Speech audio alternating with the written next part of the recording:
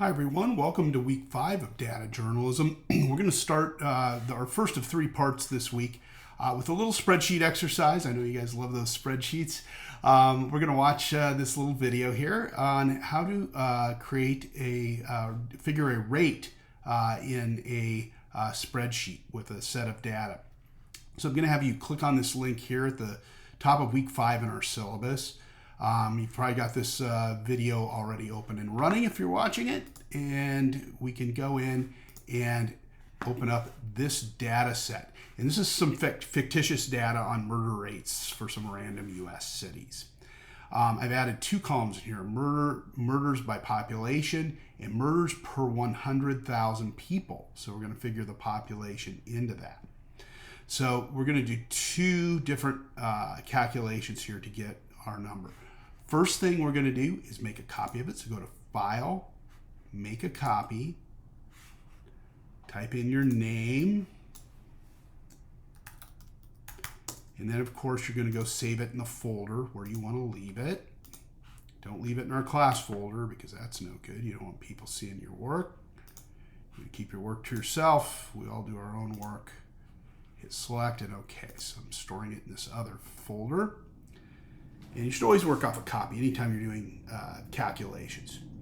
So now that you've got the spreadsheet done, and feel free to pause, if you're having some issues here with it. Click in the cell in the upper left to highlight everything.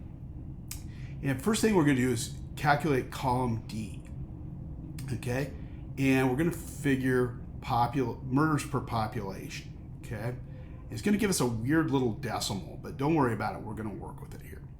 So before we do that, I just want to look and see which city in this list has the most murders in it.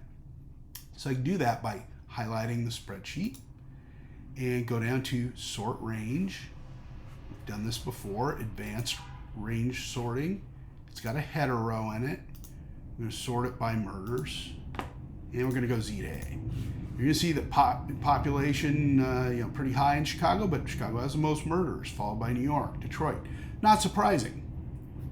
These cities are all larger cities, have a lot more people, a lot more chance of having a homicide, as opposed to Buffalo or Stockton, California, or Atlanta or Newark, places like that. Okay, so to figure murders per population, I'm going to type in the equal sign. And oh, look, it already selected it for me. We're going to go C2, the number of murders, slash, and then B2, which is the population. Hit return. It's going to give us this weird decimal. It gives me an autofill here. I'm going to just hit the check mark. If it doesn't give you that, just pull down with the little right-hand corner. It'll fill all these numbers in. Like I say, it gives us this kind of funky decimal. It doesn't really tell the reader much. What does this really mean? But if we apply it per 100,000 residents, then it begins to make more sense. And to do that, you're going to do equal sign D2. Make sure you're doing this in the E2 column. Star key, which is Shift 8. It's multiplication. And then 100,000. Make sure you don't type 10,000. You make sure it's 100,000 or a million. Hit return, autofill, or just drag the thing down. And now it's giving you a number, but it's got a bunch of funky decimals in it, because so does this one. Go over here to E and click on the E button. You have to do this slowly or it will lock up your spreadsheet. This is a real sensitive thing in Google Sheets and in Excel. Decreasing decimal places, it'll round it off. We want to go down to the 10th. So just click it very slowly. Take a short pause in between each one. Maybe take a short breath between each one. And slowly work it down. If you click it super fast, it'll freeze up the sheet on you. And that's not a good thing. So now we have, Chicago has 18.5 homicides per 100,000 residents. Okay? So it kind of puts that number into scale. Now let's sort and filter, or sort this by column E. So select over here so everything turns blue.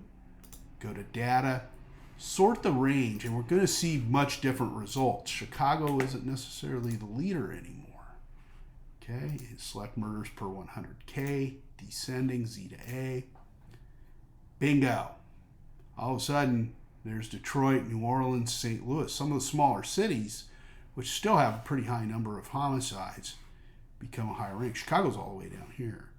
And this is typical of what we see. The news will often say, Chicago's the murder capital of the U.S. Once again this year, we had 627 homicides. Look out. But we have more people. And they don't take that into consideration when you look at the murder rate. Then it may tell a much different story. So think about that. This is what we look at with vaccination rates, COVID positivity rates. When we look at it per 100,000 people, oftentimes, and we will a little later in the semester, we'll play with some rates and look at some different parts of the country in the early days of the pandemic and see how that rate gives us a little different snapshot, because you'll probably remember the headlines. New York City had a lot of COVID deaths early on, a lot of positive cases early on. But when you figure in that rate, many times you found rural areas had much higher rates of infection. So again, this is a great little trick, being able to calculate a rate. Just take your murders per population, C2 divided by B2, and then equal sign D2 star 100,000, and it'll give you the rate. Okay? So that's it for this video. We've got 2 more parts, and we'll be doing some fun work with Data Wrapper. You get to start making some graphics each weekend here now. The class gets a lot more interesting, but we're still going to do a lot of work with spreadsheets along the way.